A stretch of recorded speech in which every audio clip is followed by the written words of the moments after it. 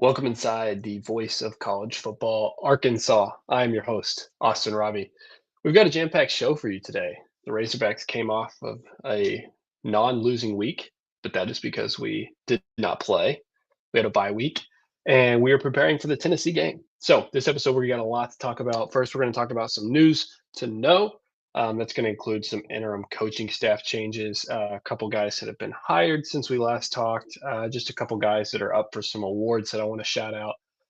But the bulk of this episode is going to be talking about the new offensive uh, coach that is now the head coach, Bobby Petrino, who is leading this football team, and what it's going to look like as we face Tennessee this weekend. So let's start off with some news to know. Just a couple shout outs that I wanted to bring to the table. A couple of guys that have been up for some award watch lists. You could just, if you go to Arkansas Razorback football, you're going to see these same things. But I just wanted to shout them out here. Quincy Rhodes Jr., who's been playing lights out football this season, didn't have a great game against Notre Dame, but had some very impactful games for as little of an impact as our defense has had. He's up and has been named for the Bednarik Award watch list. That's the Chuck Bednarik Award, who I believe is the best defensive player in the country award. So to be named to that, that's huge. Could be D line, but for him to be even in consideration, clearly he wasn't going into the season. But yeah, nation's best defensive player. So that's huge for him. He's really had a great year for us on a defense that's not been good. So shout out to him. Cam Ball has been named to the Jason Witten Collegiate Man of the Year award watch list. This award and the next one I'd never even heard of, but Cam Ball, like that's not that surprising. He's a great football player, but also off the field has really done a lot for his community. So to be up for I guess the Jason Witten Collegiate Man, I assume this is pretty similar to like the Walter Payton Man of the Year for the NFL. But Cam Ball, defensive tackle, and then Fernando Carmona was named to the Hispanic Football Player of the Year award watch list. I don't know who's like up for those awards in terms of what kind of player usually wins it, like offensive or defensive, or like what it takes to win it. But for an offensive lineman to be named to that, I assume that's a pretty good thing. So shout out to Fernando Carmona. Other news: Jay Hayes has been named the defensive line coach for the Razorbacks. I was watching Petrino's press conference earlier today. He was talking about essentially the guys that have been having fill in now on the defensive side of the football, and now that Travis Williams is no longer the defensive coordinator, Woodson was also fired as well. So some of the defensive coaching staff changes. He kind of just promoted some guys, moved some guys around. But really, we had two guys that were Che Hendricks, I know is one of them, the safeties. He's now the safeties interim coach. There's another guy in the secondary. I forget his name. I'm going to pull it up so I don't butcher it. Nick Perry. Nick Perry was the other one. Those guys are already on the defensive staff. Like I said, Hendricks moved up to safeties. But and Chris Wilson, we'll talk more about him in a second, is our interim defensive coordinator.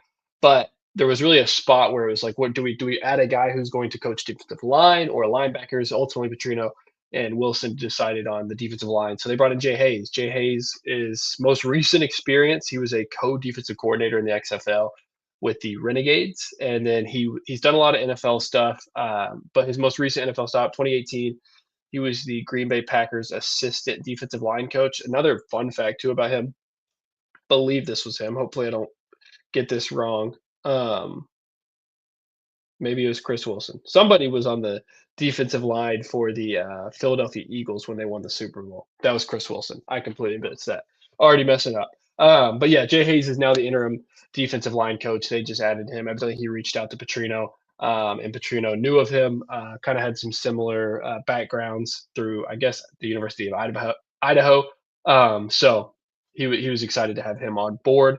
And then last but not least, there hasn't been like if you ever are keeping up with the depth chart, there's not a lot of changes that happen week to week. But one of them that I wanted to note because of Jalen Brown's injury, Raylan Sharp has been the official starter um, listed now on the depth chart. That means like if we're looking at it, there's really six guys to know. On the outsides, you're looking at guys like C.J. Brown and Omega Blake, who are been our two mainstays all season. Jalen Brown was one of those. CJ Brown moved from inside. He's kicking outside. Those are our two starters.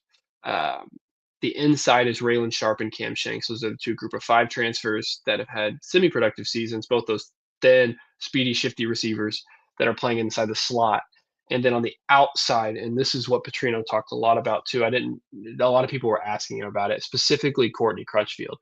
But the two outside receivers that back up those guys, Brown and Blake, Courtney Crutchfield, Andy Jean, he mentioned as the two guys that are probably going to step up now that Jaylen Brown's been hurt. He was talking about Crutchfield a lot and how he's really progressed from coming in a little bit overweight in the spring from Missouri, and then really working on his body, getting really trimmed up in the summertime.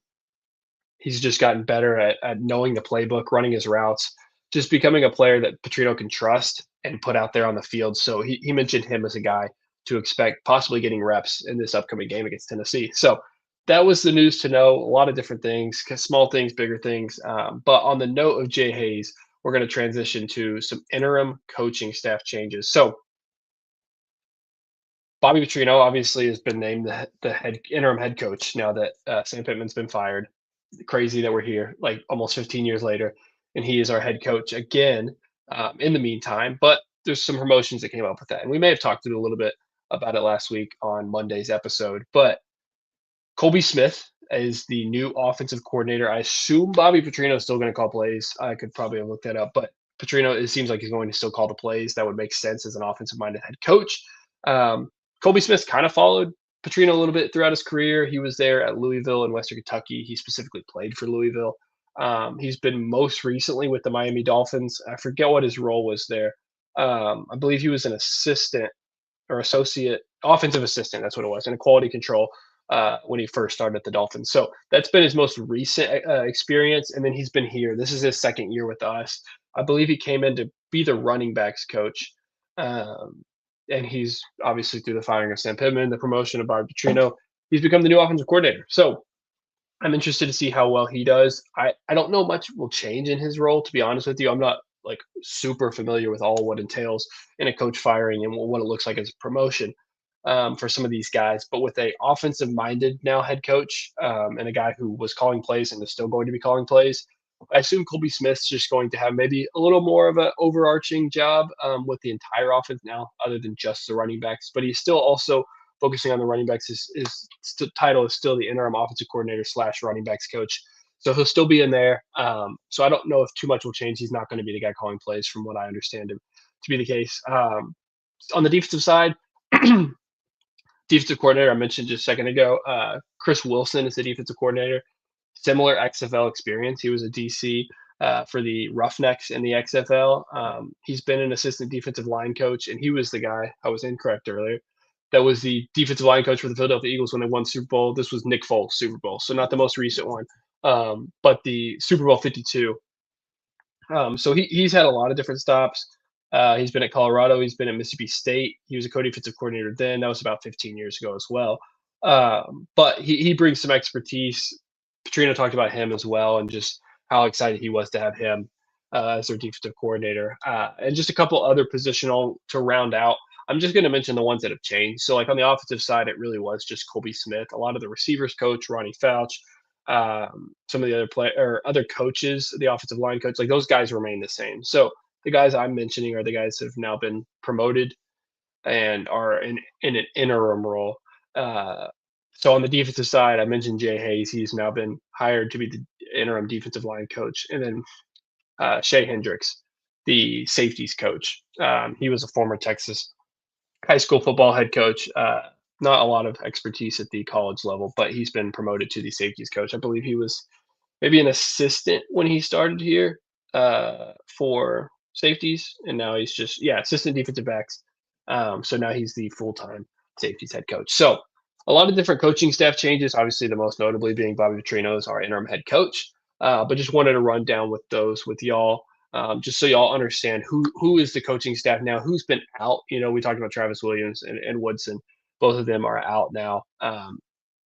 So just seeing who kind of is being promoted and the coaching staff names to know as we going in to the second half of the season. So that's the interim coaching staff changes. And now we're going to be talking about the Tennessee game. But first, we got some stuff to talk about. College football is even more exciting when you've got some action on the line, and the games are even better when you're cashing in. And the Voice of College Football is the place to be to get the greatest value. Start with my picks. 75% against the money line, 58% against the spread, and I've got a 40-plus year track record. 11-0 in the college football playoff for me last year against the money line, 8-3 against the spread. And I'm just the warm-up act.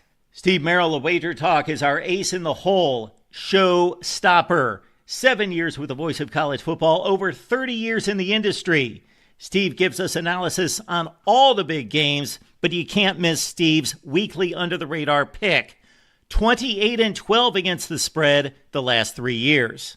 You also get picks from some of our top analysts here at the Voice of College Football, including Corey Bratta, Matt Zemek, and Steve Dace. Check out those numbers. Become a YouTube or Patreon member for just $99 per month. Go to the main channel on YouTube, click join, and then select a betting tier. Do the same thing on Patreon. Make 2025 a winner now. All right, we're back. This weekend, it's finally here. Off the bye week, we've got a new head coach. We're going to be facing the number 12 ranked Tennessee Volunteers. Head coach Josh Heupel, he's been there for a couple of years now. So far this season, they're 4-1. Their one loss coming in a home loss to number 6 Georgia at the time, 41-44 in overtime. That was a crazy game. Tennessee, honestly, I believe was leading the majority of that game, but it was a back and forth showdown. Fourth quarter, Tennessee really took a lead. Georgia was able to tie it, and then they ultimately did beat them in overtime. But Tennessee beat Syracuse earlier in the season by about 20 points. They beat East Tennessee State. Obviously, that one doesn't matter as much. Same with UAB. And then last week they played, or 2 weeks ago, because they're also coming off a bye, they won at Mississippi State 41-34 in overtime. So, and there are 2 real big games of the season. Syracuse has also been a decent team, obviously, most notably beating Clemson. But they've played 2 overtime games in the SEC so far. One in a 7-point win against Mississippi State, and one a 3-point loss to Georgia. Tennessee's really kind of does what we do to an extent, but just better, to be honest with you. They're a very high-powered offense. I was reading and doing some, just prep for this episode, and I pay attention to college football. I pay attention specifically to the SEC a ton, and I don't think I realized that Tennessee right now is averaging 51 points a game. And 3 of these games are like real games, like Syracuse, Georgia, Mississippi State.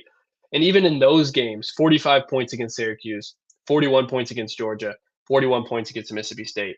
So, like, even in these real games, they're continually putting up 40-plus points. So this is a team that, similar to us, just is a ultimately high-powered offense. And they're led at the helm by quarterback Joey Aguilar. And that's the guy who transferred in from App State. He was originally committed to UCLA. Everybody knows the whole summer saga of Nico Iamaleava. What happened with him? He ultimately decided to transfer out of Tennessee. Essentially, they traded quarterbacks. So Aguilar, who was committed to UCLA, is now the quarterback at Tennessee. And I think ultimately for most people who've watched college football, specifically watched Tennessee and Nico, I think they didn't really expect too much of a drop. And if anything, up until this weekend when UCLA shocked the world and beat Penn State, any Tennessee fan was just thrilled with how that trade went because Nico was on an 0-4 UCLA team, didn't look great. And Joey Aguilar so far, 1,500 passing yards through 5 games, 13 touchdowns, 5 interceptions.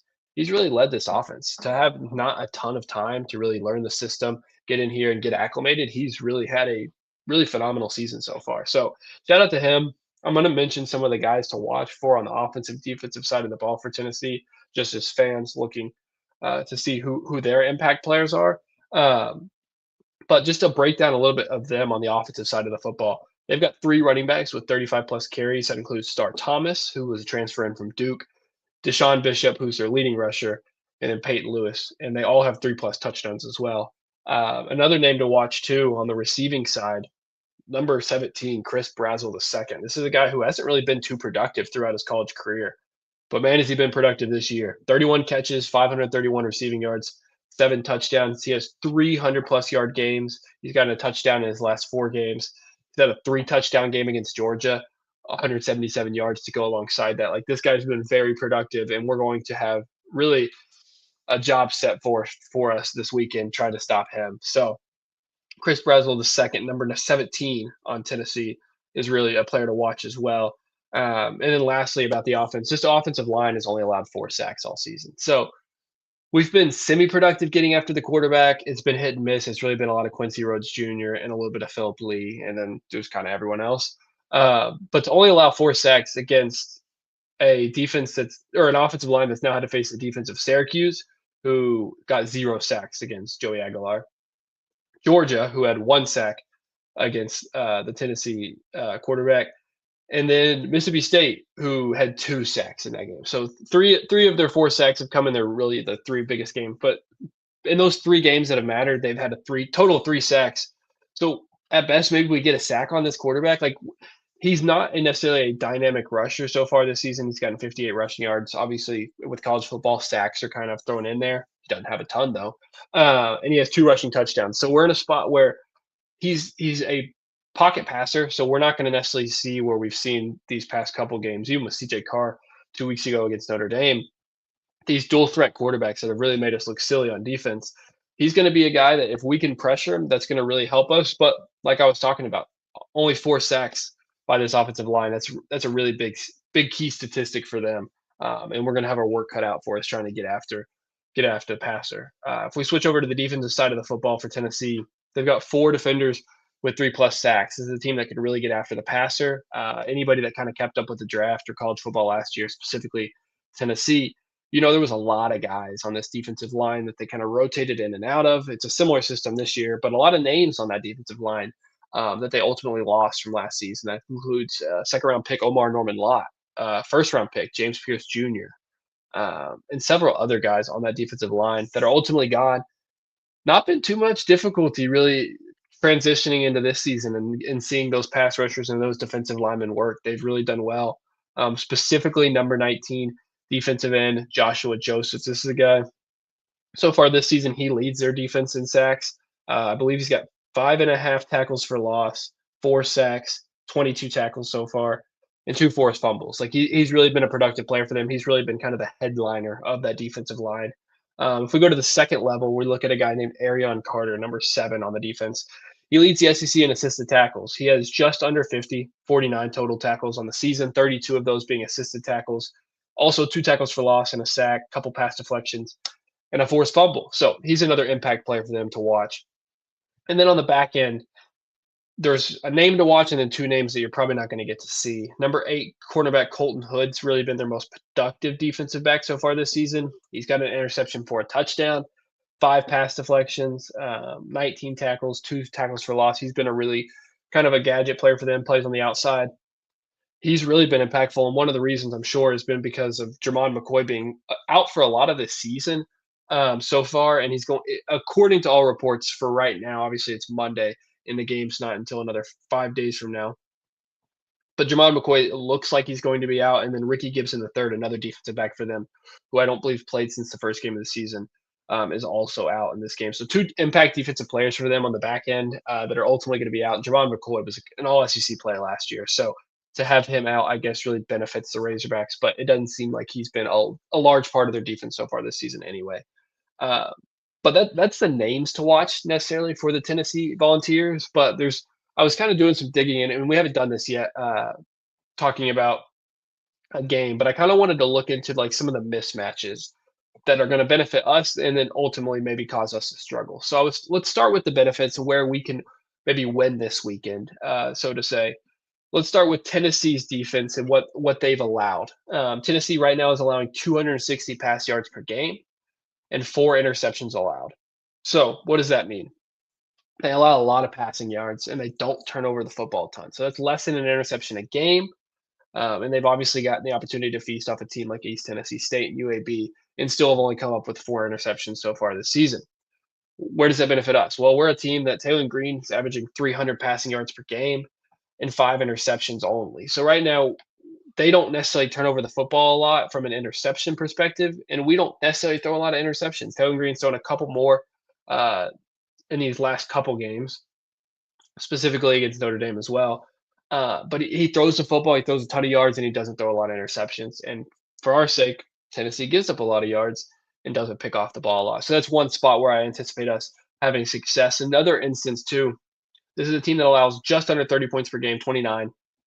Now, 4th down conversions, they give up 67% of those 4th downs. And we're a team, Petrino talked about it actually in his press conference today, that had an opportunity. They were asking him about 4th down opportunities. Like, are you, as a coach that's shown to be a little more aggressive, obviously an offensive-minded guy, Are you going to go for it more on fourth down? Are we going to see some different management on those fourth downs than we saw under Sam Pittman?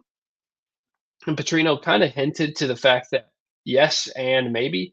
And the maybe is really like we haven't had a lot of those opportunities. Right now this season we're only one for three, so 33%. But for them to be 67% on giving those up, I think that's a spot where we can maybe have a little more success than we've had this season, and maybe we have some spots in midfield, 40-yard line, 50-yard line, where we can maybe on a 4th and 2 do we go for it? And I think we will. And I think one of those reasons too is Scott Starzik. He's been fine as a kicker. Obviously, he's a freshman, so you don't necessarily know what you're going to get going into a season.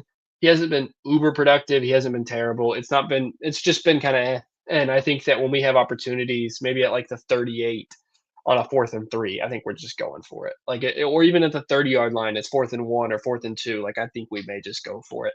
So I think Petrino, in a spot where he knows that he's kind of playing with house money, but also trying to compete for this job to have an opportunity to be our head coach next year, I think he's going to take his shots. Like, I think he really is going to prioritize being aggressive. And on 4th down plays, maybe we can see how good of a team we are this weekend. And then from that points per game perspective, they're giving up around 30. We're a team that scores around 37. Obviously, Notre Dame game was a bit of a letdown offensively. Everybody was hoping that one spot, that one calling card we've had all year, even in losses, that we would show up in that game. Obviously, we had 4 straight games of 30-plus points, and we only scored 13. But I anticipate that we will have a little more of a productive offensive showing this weekend. And I think that's going to be large part in the fact that Tennessee gives up around 30 points per game. Now, that was the positives, right? That's where we can maybe win this weekend and on the passing game and in the points column. But where are we going to potentially struggle? Obviously, that seems like there could be several places for that. But let's start with the rushing yards, the where we give up as a rushing yard perspective, and that's 168 rush yards per game. As a defense, we give up that many rush yards, and we've given up 11 rush touchdowns this season. That's around 2 per game. Well, this is not the team you want to have done that against, because Tennessee's averaging around 200 rushing yards per game and 14 rushing touchdowns. So that's almost 3 rushing touchdowns per game. I mentioned it earlier. They've got 3 different backs with 35 plus carries. Star Thomas being kind of the headliner of that group. And so this is going to be a real test for our run defense. Obviously, like I mentioned, Jay Hayes is now our defensive line coach. What's he going to bring to the table? This is a really unique opportunity to really establish yourself as a assistant coach in your first game, because this is a spot where Tennessee is so effective running the football, and we're going to really need guys like Cam Ball, Ian Jeffrard, and then at the linebacking level, Steven Dix Jr., Xavier Sorey, to really step up. And this Saturday is going to be a real test for our rush defense and what we can do on that side of the football. And then the second stat, we've gotten 3 fumbles lost this season, and 3 doesn't even sound too bad when you think about 5 games. It's not even 1 a game. However, man, 2 of those have just been the most pivotal fumbles. Even the third against Notre Dame was just a tough spot too, as we were just getting beat down. But those have been really pivotal fumbles. And Tennessee has taken 3 forced fumbles back to the house this season. So this is a spot where we got to hold on to that football tight. And if not, Tennessee has shown the ability to force fumbles and turn them into real points quickly. So that's an interesting stat.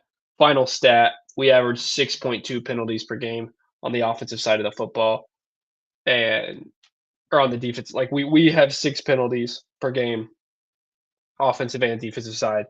Tennessee forces a lot of penalties as well. They've enforced 7.2 penalties per game. So we could be a little undisciplined and give up penalties both on the offensive and defensive side of the football. And Tennessee seems to capitalize on those and forces teams into penalties. So this weekend, that's another instance where when you make a coaching change, especially in our spot where you've seen mismanagement from Pittman, with time mismanagement, but also just the discipline of, like, we talked about it a lot. I talked about it a lot on this show.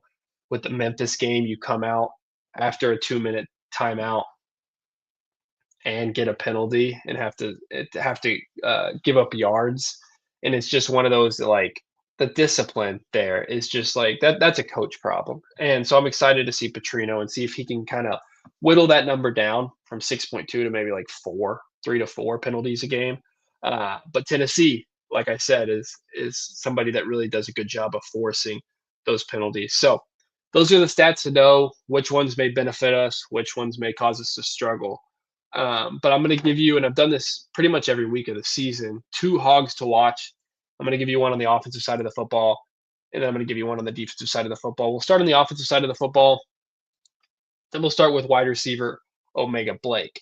This offense has been just insane this season.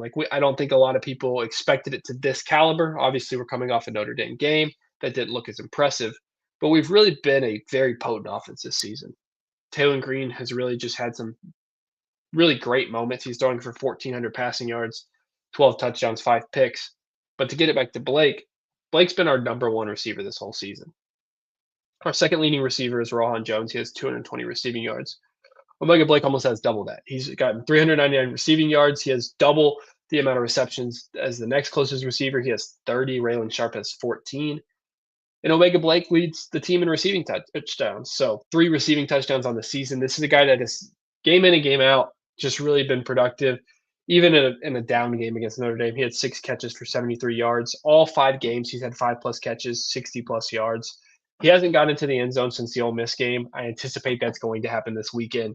Tennessee, we talked about it. They've given up 260 passing yards per game. Omega Blake, I see him being the recipient of a lot of those. Wouldn't be surprised if he has a 100+ yard receiving game against the Volunteers this weekend. We switch over to the defensive side of the football. Safety Larry Worth III. I've put him on this list before, and he's a guy, to me, like a lot of the defense this season, hasn't been very good.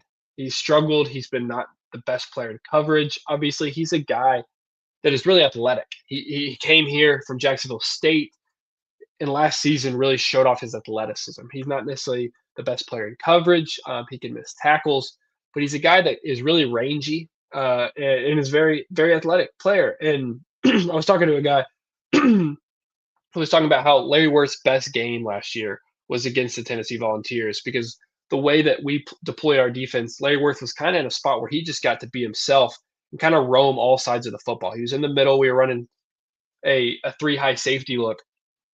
And Larry Worth was that middle guy and really gave Nico fits. Now, obviously, this isn't the same type of quarterback, but we looked our best against Tennessee last year, and Larry Worth III did as well.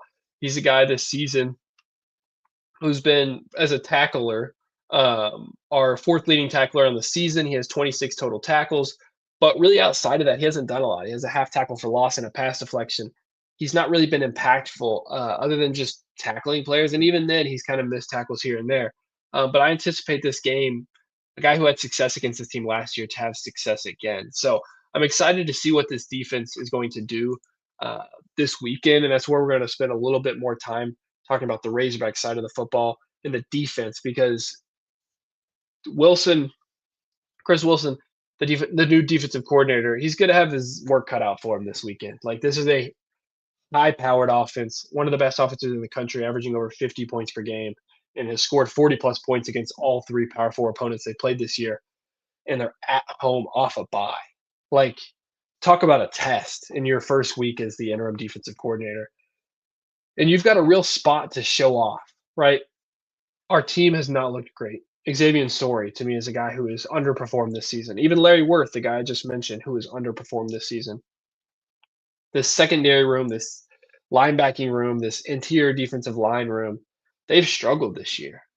And this is a spot where Chris Wilson can really show, hey, is this a player issue or is this a coaching issue? And he's not going to hold Tennessee to 15 points or something, but he's got a real spot to encourage his defense and really see if his defense can make critical stops or critical turnovers. In shootout games, which I anticipate this to be, that's the biggest thing, is can you get timely stops and can you get big-time turnovers? And I'm interested to see if that's what our defense can produce this weekend. So I mentioned Larry Worth III is the name to watch. I'll throw out a couple more. Caleb Wooden, another guy I thought about putting on this list. Shakur Smalls. These are really nickelback safety type players. And then Xavier Story Jr. I'm going to continue to bring him up week in and week out because I've been disappointed with his play, but I believe he's got it in him. He's a guy who's shown traits as a coverage linebacker, who's kind of struggled with his ability to tackle this season, but he's been the senior leader He's the guy who's in the middle of the defense, and I'm interested to see post-firing. This is the first game. You've got a lot to show what he's going to do in this game. So I'm excited to see those guys on the defensive side of the football. On the offensive side, I mentioned Omega Blake, a couple other names to know. Cam Shanks and Raylan Sharp. Jalen Brown gets hurt. These two guys are going to be really pivotal in the slot as CJ Brown kicks out outside. What do both of those guys provide in the slot, and what do they look like against this Tennessee defense who is notorious for giving up points? And then Rohan Jones, he's a guy who's gotten this is crazy. 6 catches for 220 yards. That's almost 37 yards of reception, and 2 of his 6 catches have been touchdowns. So when he gets the ball, he's really effective. Look for him to have a couple big catches in this game. But this offense is going to be really run through and has always been run through all season. Quarterback Taylor Green and what he can do with his arm and his legs. He's a guy who's had a really productive season on the ground. He has 441 rushing yards, 8.2 yards an attempt, which is the SEC leader in yards per attempt amongst the qualified players. But he's just been so productive, both with his arms and with his legs. And if he can really get going, especially with his legs, and maybe open up the game for a Mike Washington Jr. and a Braylon Russell, I really anticipate us to score a lot of points. Like I think Taylor Green can have a really productive game against the Volunteers this weekend. And ultimately, we'll see how it goes, right? I like to give a score prediction at the end of every single game. I've done it every game so far this season. I was right for a good bit. I decided to swap on my preseason pick with Ole Miss and give us a victory, and we came up short. I thought we'd beat Memphis. We didn't. Picked us to lose to Notre Dame, like anybody, I think, expected, for a lot closer than it was. But this week, right now, as of Monday, 5:47, the spread is 13.5 points in favor of Tennessee. I've seen it start to drop. I wouldn't be surprised if it flirts around 10, even. Like, even that Notre Dame line was dropping a ton. I wouldn't be surprised if it drops around 10. I feel like this is the way in the NFL, at least. There's that boost when you fire your coach. Like, it's just a newfound motivation, a new coach, just hearing from a different guy. Like, I just think there's just inspiration and there's just this desire to want to go show off as players, like that we really weren't the problem. We weren't the issue. Like, we're excited to play. And I feel like there's that kind of bounce back effect. So I think that idea is going to kind of dwindle the line a little bit from right now. What I'm saying is 13.5 to maybe 10.5. Force you to make a choice on that 10-point line. And then right now the over-unders are around 70. I've got 69.5. I look at this game as a real shootout. I think that I would take the over on the point. 69.5 is a lot. And even Petrino was funny. They were asking him, like, what do you anticipate for this weekend? Like, is this going to be kind of a shootout game? Do you like your chances? And he talked about how, like, some of the games that he went into that he really thought were going to be barn burners in a shootout ultimately ended up being like a 10-9 halftime score. So this could be that, and I could be totally burned on this, but I would take the over on it on that 69.5. And right now, I would take us plus the spread right now, 13.5, and ultimately that leads to my score prediction, which I believe is going to be 41-31 Tennessee. I got to be a realist. I got to be realistic in my prediction, and I think Tennessee wins this football game. It's a road game against a top 15 opponent, number 12 Tennessee, and they've had a really productive season. They have a very potent offense who scored 40 plus in all 3 Power 4 games, and I think they'll do it again. I've got them scoring 41. I think they'll flirt around that number. We've held teams to a couple field goals here and there, so I think they may get a couple in this game. They have a pretty good field goal kicker who is a 50-plus yarder. So I think they score 41. I don't think we lean on our kicker too much, so I've got a field goal for us, but I think we score more touchdowns. And I think we get back to what we were in the previous 4 weeks of the season, scoring 30 plus a game. And I think we scored 31. I'd love for this game to be closer. I mean, I really think that you may see throughout the week just a couple people throwing out an upset alert with Arkansas. But I think at the end of the day, most people are going to stick with Tennessee like I would. And I've got it as a 10-point game with the current spread that'd be favoring Arkansas. But I think the Tennessee Volunteers will get it done, sadly, in Knoxville this weekend, 41-31 Tennessee. So Appreciate y'all tuning into the show today. Please like, please share, please subscribe, turn on the notifications so that you know when we do go live to the Arkansas at the Voice of College Football. We have shows like this every single week. It's going to usually be around 5:30. Could be a little bit earlier, could be a little later. But our next show is going to be this weekend. So every game so far this year, except the Notre Dame game, which was brutal, and the Alabama A&M game, I've done a post-game show, kind of talk about just instantaneous thoughts of what the game entailed and what it means for us going forward, how we played.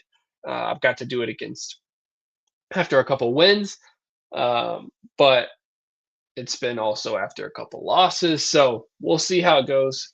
But we will be tuning in. The game's at 3:15 this afternoon or Saturday afternoon, so it's going to probably be somewhere around 6:37 when it's a road game because I'm not in attendance because it's not at home. I'm usually able to be on right after and give you the immediate thoughts of the game. But further details will be posted on YouTube closer to game time.